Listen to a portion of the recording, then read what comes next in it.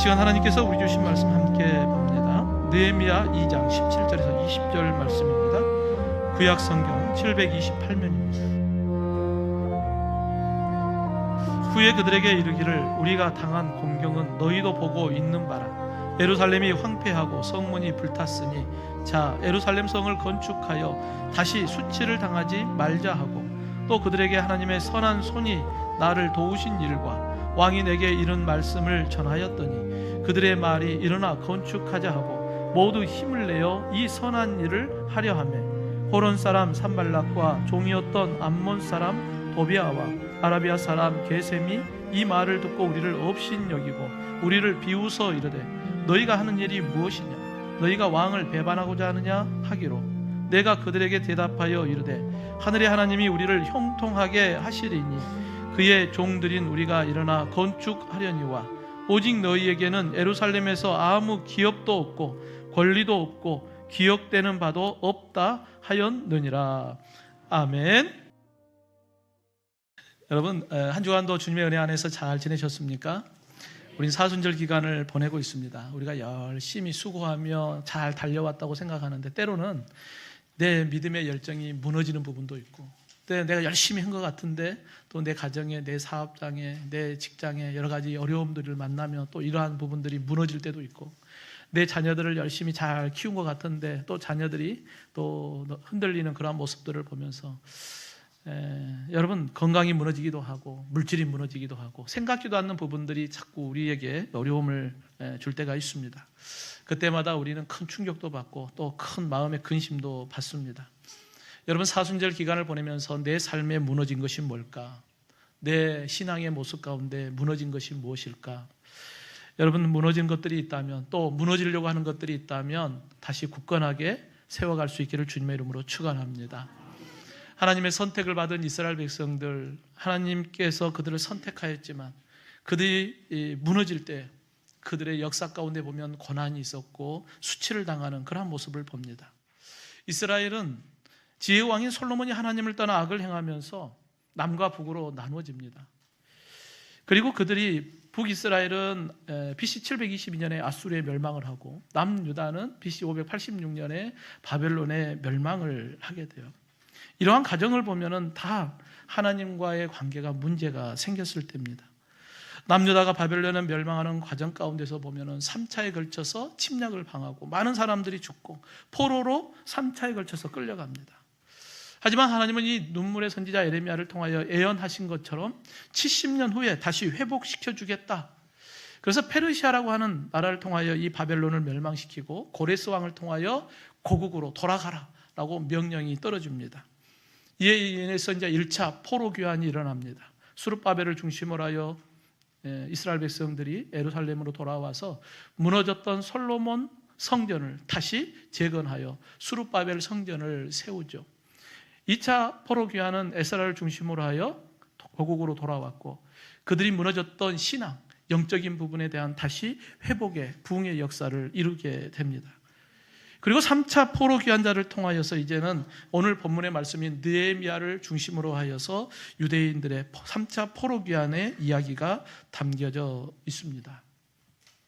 당시 느헤미야는 아닥사스도 왕의 술 관리를 맡는 술 맡은 관원으로서의 매우 막강한 권력을 갖고 있었어요. 여러분, 왕이 당시에는 이제 술을 먹는다든지 음식을 먹으면 거기에 독을 타서 독살하는 사건들이 많이 일어나니까 왕이 먹는 그 술을 믿을 만한 사람들에게 맡기거든요. 왕이 이 느헤미야를 믿을 만하였기 때문에 술 관원으로 그를 가까이 두었습니다.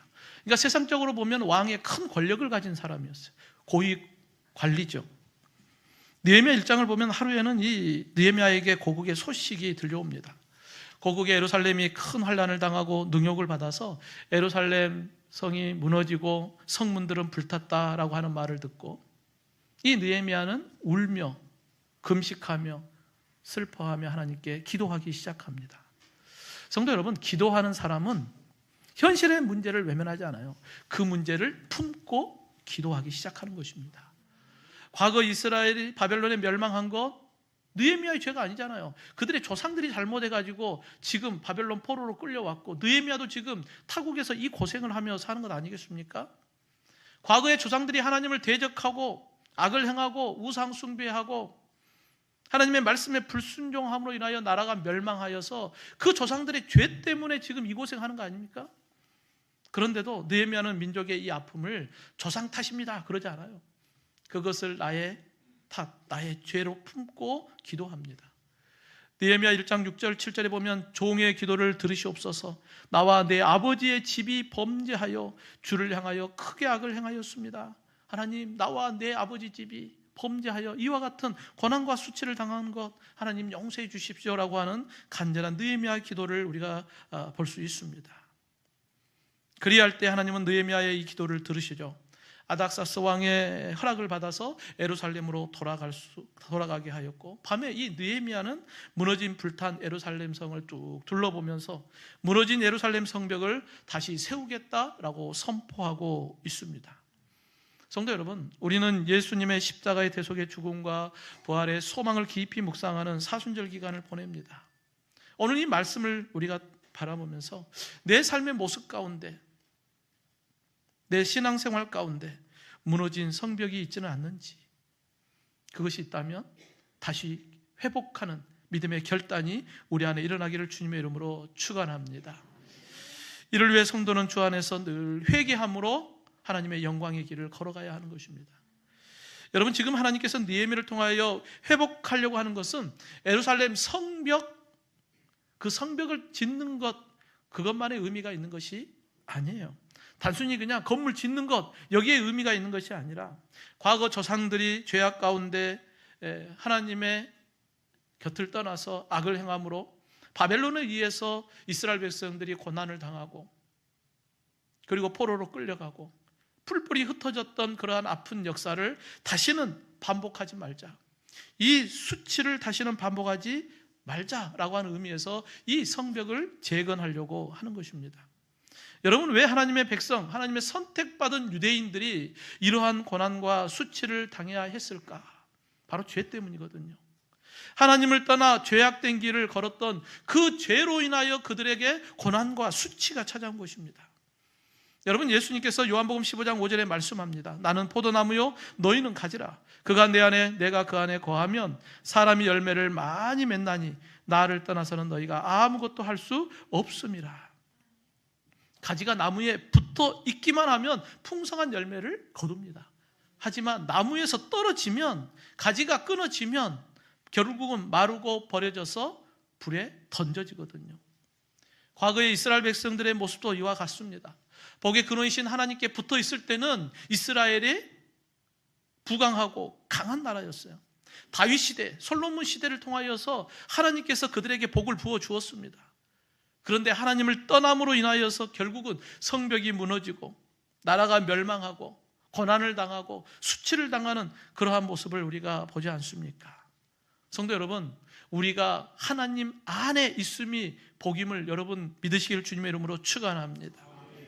그러기에 무너진 예루살렘 성벽을 바라보면서 느헤미야는 외치는 거예요. 오늘 본문 17절 말씀에 후에 그들에게 이르기를 우리가 당한 고난은 공경은 너희도 보고 있는 바라. 예루살렘이 황폐하고 성문이 불탔으니 자 예루살렘 성을 건축하여 다시 수치를 당하지 말자. 여러분, 수치라고 하는 언어 의미를 보면 비난, 모욕, 조롱이에요. 이스라엘 백성들, 하나님의 백성들, 그 영광스러운 백성으로 부름을 받았는데 하나님을 떠나고 하나님의 백성답게 살지 못하니까 수치, 비난당하고 모욕당하고 조롱당하는 그러한 모습이 바로 이스라엘 백성들의 모습이 되어진 거예요. 성도 여러분, 우리는 하나님의 거룩한 백성으로 부름을 받았잖아요.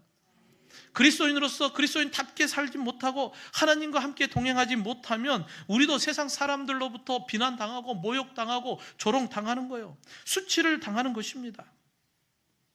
그러기에 우리가 주님과 함께 하는 것이 우리에게 매우 중요해요. 성도 여러분, 지금 내 신앙 가운데 무너진 부분이 뭘까? 이걸 잘 진단해야 합니다. 그리고 내 무너진 것을 인정해야 합니다. 그걸 잘 진단하고 인정하는 것으로만 끝나면 안 되겠죠. 그 수치의 자리에 그냥 여전히 주저앉아 있으면 안 되겠죠. 그 자리에서 일어나야죠. 그게 바로 회개입니다. 과거 하나님을 떠나 악을 행하며 살았던 죄된 자리에서 일어나 주님께 되돌아가야 하는 거예요. 이게 바로 온전한 회개의 모습입니다. 내가 죄인임을 깨닫게 하는 것도 하나님의 은혜요. 그 죄악된 자리에서 일어나 주님께로 돌아오게 하는 것도 하나님의 은혜입니다. 그래야 할 때 우리의 삶에 다시는 수치를 당하지 않게 하자. 하나님의 영광이 회복되는 것이죠. 누가복음 15장에 보면 우리가 잘 아는 탕자의 비유가 있습니다. 여러분, 왜 탕자가 수치스러운 그러한 모습이 있었을까? 원인이 뭘까요? 세상에 가서 호랑방탕하게 살았기 때문에? 아니에요. 그보다 더 근원적인 문제가 있어요. 아버지 곁을 떠났기 때문에 그래요. 아버지 곁을 떠나니까 세상 가운데 호랑방탕하게 사는 거예요. 아버지의 그 많은 유산을 낭비하며 사는 거예요. 그러다 보니까 결국은 가진 모든 것을 잃어버리고 먹을 것이 없으니까 유대인의 율법 가운데 부정한 돼지를 치면서 그 돼지가 먹는 쥐염 열매 그걸로 배를 채우려고 해요. 근데 그것도 주는 사람이 없어요. 얼마나 수치스러운 일입니까? 왜요? 아버지 곁을 떠났기 때문에 그래요. 죄의 결과로 그에게 수치가 찾아온 것입니다. 하지만 탕자가 내가 하나님과 아버지께 죄를 지었습니다. 그리고 그 자리에서 일어나 아버지께로 돌아갔을 때 그의 옷을 새 것을 입히고 가락지를 끼우고 신발을 씻기고 아들로서의 그 신분을 회복시켜 주므로 영광을 다시 누리게 된 것입니다. 성도 여러분, 과거 우리는 하나님의 형상을 닮은 피조물로 하나님께서 우리를 창조하셨잖아요. 그 어떤 피조물보다도 가장 큰 영광 아닙니까? 그런데 아담이 범죄하며 죄를 지음으로 하나님의 에덴 동산에서 쫓겨나잖아요. 그걸로 인하여 죄의 종이 됩니다. 영원한 불모 심판에 던져질 자가 되어버리죠. 그 영광의 자리에서 수치스러운 죄의 종으로 살았던 게 과거의 우리의 모습이죠. 하지만 하나님께서 독생자 예수님을 우리에게 보내주시고 십자가의 대속의 은혜로 말미암아 우리를 다시 그 수치스러운 자리에서 영광의 자리로, 그 영광스러운 자녀로 다시 회복시켜 주신 것입니다. 사랑하는 성도 여러분, 우리는 지금 사순절 기간을 보내고 있습니다. 하나님 앞에 우리의 신앙을 점검하고 내 안에 무너진 성벽이 있는지, 무너진 성벽이 있다면 회개하고 돌이켜서 다시 하나님께 더 가까이 나아감으로 인하여 수치를 당하는 자가 아니라 하나님의 영광의 삶으로 나아가는 저와 여러분이 되기를 주님의 이름으로 축원합니다. 이를 위해 성도는 하나님의 선한 손을 붙잡고 하나님의 선한 일을 행해야 합니다. 여러분, 지금 느헤미야는 모두가 다 잠든 밤에 일어나서 무너진 예루살렘 성벽, 불타버린 성문을 살펴봅니다.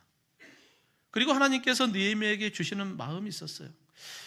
앞에 12절 말씀을 보면 내 하나님께서 예루살렘을 위해 무엇을 할 것인지 내 마음에 주신 것을 내가 아무에게도 말하지 아니하였다 기록하고 있습니다. 이미 하나님은 느헤미야의 마음속에 어떠한 일을 행하여야 할 것인가에 대해서 이미 알려주셨어요. 아닥사스다 왕의 술관원으로 있을 때부터 이미 이 예루살렘의 성벽이 무너지고 불탔다라고 하는 그 소식을 들었을 때부터 울며 슬퍼하며 금식하며 기도할 때 이미 하나님은 이 느헤미야에게 무엇 하기를 원하시는가 이미 그 마음속에 하나님이 주셨어요. 하나님은 선한 마음을 주셔서 그가 기도할 때 아닥사스다 왕의 마음을 움직였어요. 왕이셔, 예루살렘을 제가 다녀올 수 있도록 허락해 주십시오. 뿐만 아니라 성벽 재건할 쓸 제목이 필요한데 왕이셔, 왕의 살림을 맡고 있는 감독에게 조서를 내려서 그것을 허락해 주십시오. 느헤미야는 이 모든 일들을 바라보면서 야, 하나님의 선한 손이 나와 함께하고 계시는구나. 그래서 8절 하반절에 내 하나님의 선한 손이 나를 도우심으로 왕이 허락하였다라고 고백하고 있습니다. 그날 밤 느헤미야는 지금까지 귀로 들었어요. 아, 예루살렘이 불타고 성문이 해파됐다, 뭐 이러한 이야기들을 귀로 들었어요. 그런데 느헤미야가 예루살렘에 직접 와서 그날 밤에 예루살렘 성전을 쭉 둘러보면서 그것을 직접 눈으로 목격하게 됩니다. 그러면서 오늘 본문 18절 말씀에 선포하죠.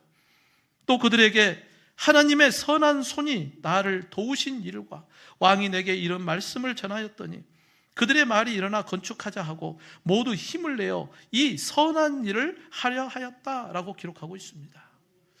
성도 여러분, 하나님께서 느헤미야에게 주시는 마음은 하나님의 백성이 수치를 당하는 것, 가만히 내버려 두려는 것, 그게 아니었어요.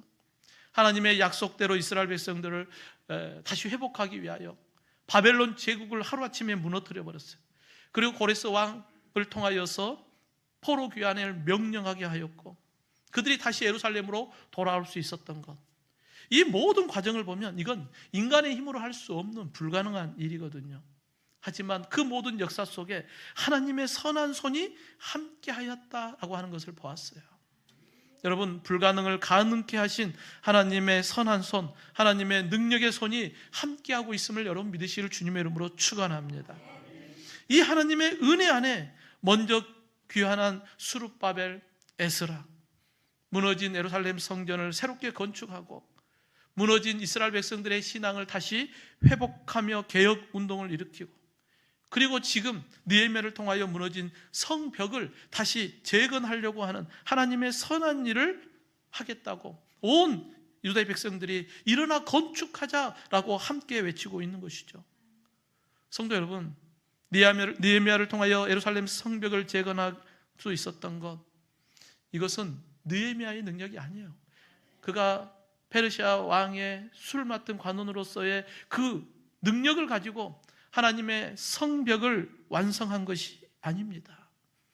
하나님의 선한 손이 그와 함께 하였고 하나님의 능력이 그와 함께 하였기 때문에 하나님의 그 선한 일들을 이룰 수 있었던 것을 여러분 믿으시길 주님의 이름으로 축원합니다. 이를 위해 우리는 늘 하나님의 선한 뜻이 무엇인가, 느헤미야는 말씀과 기도로 잘 분별했던 거예요. 이스라엘의 성벽이 무너지고 하나님의 성전이 불타고 이러한 소식들을 들었을 때 하나님의 말씀이 그 안에 있었기 때문에 이 모든 것이 우리가 하나님 앞에 죄를 지었기 때문이다 그러면서 회개의 기도를 하지 않습니까? 하나님의 말씀이 없었으면 회개하지 않았을 거예요. 또 하나님 앞에 부르짖어 기도함으로 하나님의 도우심을 경험하는 거예요. 여러분, 만약에 예루살렘 성벽이 불탔다, 그런데 내가 말씀 안에 있지 않고 기도하지 않았다면 자신은 술 관원으로서의 가장 높은 자리에서 그 영광을 누리며 편하게 살 수 있었을 거예요. 그런데 하나님의 말씀이 있었고 기도 가운데 하나님의 선한 뜻이 무엇인지를 분별하였기 때문에 세상에 그 영광의 자리를 내려놓고 예루살렘 그곳으로 찾아와서 그곳에서 그 힘든 성벽 공사를 시작하고 있는 것입니다. 느헤미야가 하나님의 말씀과 기도를 통하여 하나님의 선한 뜻을 깨달았던 것처럼 우리도 하나님의 선한 뜻이 무엇인지를 여러분 말씀과 기도로 잘 분별할 수 있기를 원합니다. 그리할 때 하나님의 선한 손이 함께하는 것입니다.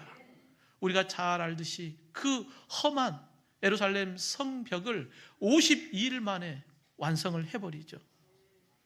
우리가 하나님의 선한 뜻을 깨달지 못한다면 하나님의 선한 일 관심이 없을 것입니다. 하나님의 선한 손이 나와 함께함을 믿지 못한다면 우리는 늘 안 된다, 못한다, 그건 불가능하다, 해봤는데 그건 실패할 것이다, 수치의 자리에서 우리가 일어서지 못하고 여전히 우리는 그 수치의 자리에 머물러 있을 것입니다. 하지만 하나님의 선한 뜻이 무엇인지 잘 분별하고 하나님의 손이 오늘도 우리와 함께하고 있다는 것을 우리가 믿는다면 나의 환경, 나의 상황을 뛰어넘는 거예요. 일어나 건축하자, 이와 같은 믿음의 선포가 우리 안에 일어나기를 간절히 원합니다. 지난 겨울부터 이웃교회 목사님이 이렇게 만남을 가졌는데, 교회가 또 사택이 이제 오래되다 보니까 지붕에 비도 새고 이제 이런 부분들이 있어요. 근데 여러분, 시골 교회가 연세 드신 분, 성도님들 몇 분 계시고 재정은 쉽지 않고, 그러니까 그걸 공사하는 것이 어렵잖아요. 그래서 이제 함께 기도해 봅시다. 그리고 이제 작년 말부터 그러한 이야기를 좀 나누었는데, 주중에 이제 연합회 임원 집사님 한 분이 찾아왔어요. 처음 만난 분이죠. 근데 이제 제가 전남도의 동반성장위원회 서기를 하다 보니까 어려운 교회들을 누구보다도 잘할 것 같아서 저를 만나면 답을 찾을 것이다. 이제 누가 소개해줘서 왔어요. 그래서 이제 교회 가운데 연합회에서 선한 일을 하려고 하는데 교회가 어렵고 그러면 우리가 이제 리모델링 하려고 하는데 우리 연합회에서 가서 일도 하고 또 재정적인 부분도 다 지원할 거니까 목사님 한 두세 교회만 추천해 주시면 좋겠습니다 라고 해서 이제 가장 먼저 생각나는 교회가 어디겠어요? 이 목사님 교회죠. 교회가 당장 비가 새고 사택도 비가 새고 그래서 이제 이 교회 목사님 또 연결해 주고 또 어떤 교회는 이제 제가 잘 아는 목사님이 또 사택이 또 어려워요. 그래서 겨울이고 여름이고 춥고 덥고 이제 이런 부분들을 보았기 때문에 또 그 교회 연결해 주고 또 교육관이 비가 새고 또 교회가 전기가 합선되고 뭐 이런 교회가 있어서 또 그 교회도 또 연결해 주고 그러면서 오늘 본문을 생각하면서 그런 생각을 해요. 야, 내 능력으로 이게 할 수 있을까? 할 수 없는 일. 그러나 교회가 힘들고 어려울 때 이건 누구의 일이에요? 하나님의 선한 일이잖아요. 하나님이 그 선한 일을 하려고 하는데 어떻게 할까? 하나님의 선한 손이 사람들을 통하여 역사하고 있구나 하는 것을 봅니다. 사랑하는 성도 여러분, 우리의 삶의 모습을 보면 내가 이걸 어떻게 하나? 우리는 돈이 있어야 이걸 하는데 아니에요. 돈으로 하는 게 아니라 하나님의 몸된 교회는 하나님의 선한 손이 함께 할 때 여러분 든든하게 세워져 가는 것을 믿으시기를 주님의 이름으로 축원합니다. 그 하나님의 선한 손이 누구와 함께 하고 있습니까? 누구와 함께 하고 있습니까? 나와 함께 하고 있는 거예요. 믿으시면 아멘 합시다. 오늘도 내가 하나님의 선한 일을 위하여 힘쓰고 있을 때 하나님의 손이 언제나 나와 함께하고 있음을 믿고 안 된다, 못한다, 나는 할 수 없어 그 수치스러운 자리에 여전히 머물러 있지 말고 일어나 건축하자. 여러분 일어나 하나님의 선한 손 붙잡고 하나님의 선한 일을 함께 감당하는 저와 여러분이 되기를 주님의 이름으로 축원합니다. 마지막으로 그리할 때 하나님의 손이 우리를 형통케 하십니다. 여러분 왜 하나님은 느헤미야를 통하여 예루살렘 성벽을 건축하려고 했을까요? 여러분 과거의 이스라엘 역사를 보면 예루살렘 성벽이 무너짐으로 인해서 구별된 삶이 흐트러져 버렸어요. 세상의 우상들이 들어오고 세상에 죄악된 것이 들어오기 시작합니다. 하나님을 떠나서 우상을 숭배하고 세상과 타협하며 살기 시작해요. 결국은 하나님의 심판을 받아서 고난과 수치를 당하죠. 그러므로 느헤미야는 세상과 구별된 예루살렘 성벽을 다시 수축하려고 하는 것입니다. 여러분 성벽을 세우면 성 안과 성 밖이 구별이 돼요. 성벽은 하나님의 백성과 이방인과 구별을 시킵니다. 교회와 세상을 구별시켜요. 하나님의 백성과 세상 백성을 구별합니다. 오늘 믿음의 성도들을 향하여 주님은 세상의 빛과 소금이라고 우리에게 말씀하는데 그 성벽이 무너져 버리니까 우리의 삶이 그리스도인인지 세상의 삶인지 구별이 안 돼요. 성벽이 무너져 버리니까 불타 버리니까 세상 사람들이 우리를 바라볼 때 야, 역시 예수 믿는 사람 그래야 될 텐데 너가 예수 믿는 사람이었냐? 구별되지 못한 삶을 살아갈 때가 있습니다. 마태복음 5장 13절에 너희는 세상의 소금이니 소금이 만일 그 맛을 잃으면 무엇으로 짜게 하리요? 후에는 아무 쓸데없어 다만 밖에 버려져 사람에게 밟힐 뿐이다 말씀하고 있습니다. 그리스도인이 그리스도인의 맛을 잃어버리면 구별되지 않으면 결국은 밖에 버려져서 세상 사람들에게 밟히는 수치를 당할 뿐인 것입니다. 교회가 세상에 물들어 구별되지 못한다면 그 어둠 가운데 빛을 갈망하는 사람들이 교회를 찾아오겠습니까? 교회가 세상과 다르지 않다면 그들이 교회에 나올 이유가 없잖아요.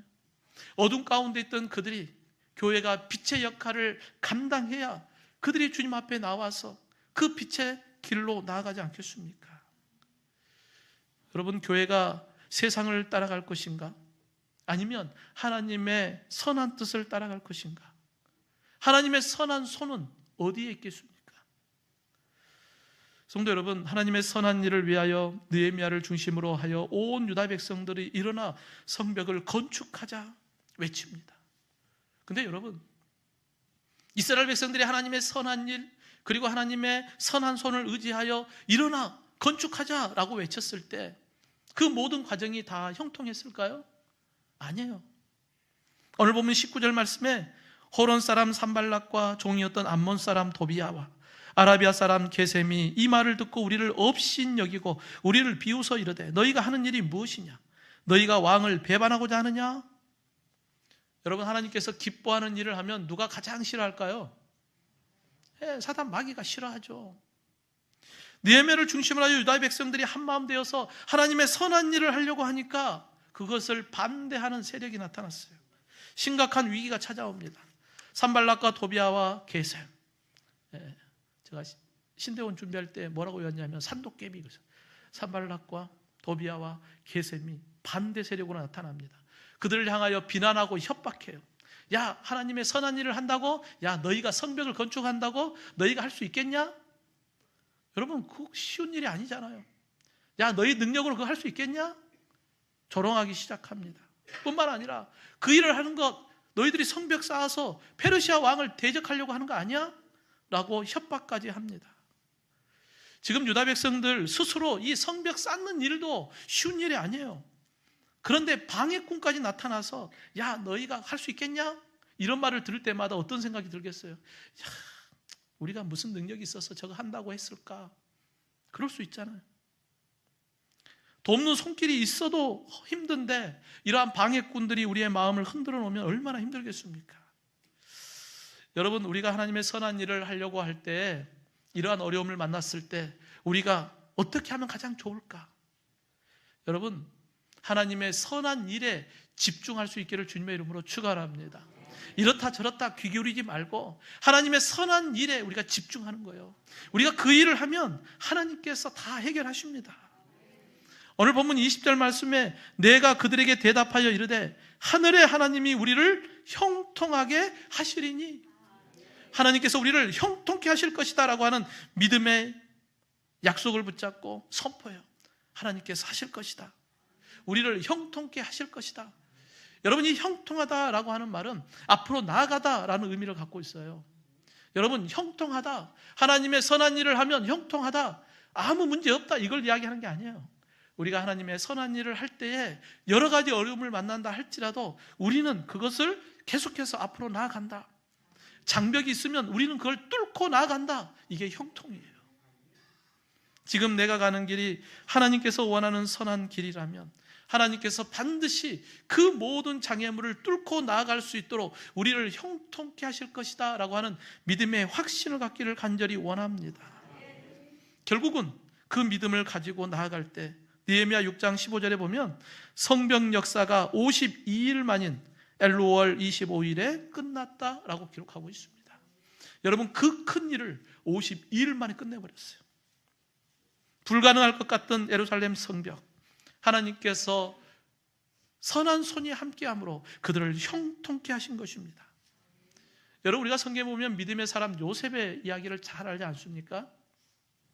형제들에게 버림받고 노예 생활에 힘들고 어렵고 또 모함을 받아서 감옥에 갇히는 그러한 힘든 그러한 상황, 그럼에도 하나님의 선한 손이 그와 함께 하심으로 성경을 읽어보면 하나님께서 형통케 하셨다, 형통케 하셨다. 여러분, 어려움은 있었지만 요셉을 그건 뚫고 나아갔어요. 그리고 하나님께서 요셉을 애굽의 총리로 세우셨습니다. 왜요? 많은 생명을 그 가뭄 가운데 구원하기 위한 하나님의 놀라운 계획, 하나님의 선한 일이 있었던 것입니다. 사랑하는 성도 여러분, 2000년 전 예수님도 대제사장과 서기관들에게 넘겨져서 고난과 수치를 당하게 될 것이다. 그러면서도 그게 하나님의 뜻이라면 이 잔을 마시겠다는 거예요. 그래서 하나님의 선한 일을 위하여 십자가의 대속의 제물이 되어 주셨습니다. 하나님의 그 선한 일을 할 때 얼마나 힘들고 어려운 그런 결정입니까? 그럼에도 하나님의 선한 일을 위하여 하나님의 선한 손을 의지하여 그 십자가를 지실 때 하나님께서 예수님을 사흘 만에 다시 부활하게 하시고 그 영원한 영광의 자리로 올리셨습니다. 사랑하는 성도 여러분, 하나님의 선한 일 우리도 시작합시다. 산발락과 도비야와 게셈과 같이 하나님의 선한 일을 방해하고 걸림돌이 되는 그러한 일들이 있다 할지라도 하나님의 선한 손이 나와 함께하고 있음을 믿고 오늘도 그 선한 일을 위하여 우리가 함께 일어나 건축하자. 하나님의 나라를 함께 세워가는 저와 여러분이 되기를 주님의 이름으로 축원합니다.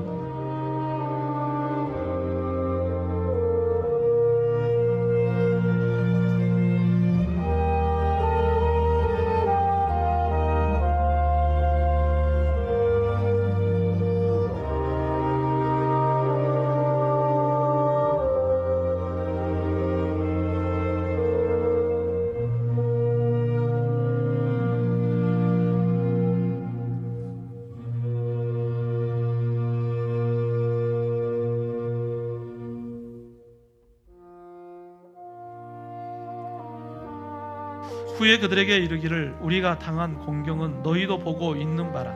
예루살렘이 황폐하고 성문이 불탔으니 자 예루살렘 성을 건축하여 다시 수치를 당하지 말자 하고 또 그들에게 하나님의 선한 손이 나를 도우신 일과 왕이 내게 이런 말씀을 전하였더니 그들의 말이 일어나 건축하자 하고 모두 힘을 내어 이 선한 일을 하려 하매 호론 사람 산발락과 종이었던 암몬 사람 도비아와 아라비아 사람 게셈이 이 말을 듣고 우리를 업신 여기고 우리를 비웃어 이르되 너희가 하는 일이 무엇이냐? 너희가 왕을 배반하고자 하느냐? 하기로 내가 그들에게 대답하여 이르되 하늘의 하나님이 우리를 형통하게 하시리니 그의 종들인 우리가 일어나 건축하려니와 오직 너희에게는 예루살렘에서 아무 기업도 없고 권리도 없고 기억되는 바도 없다 하였느니라.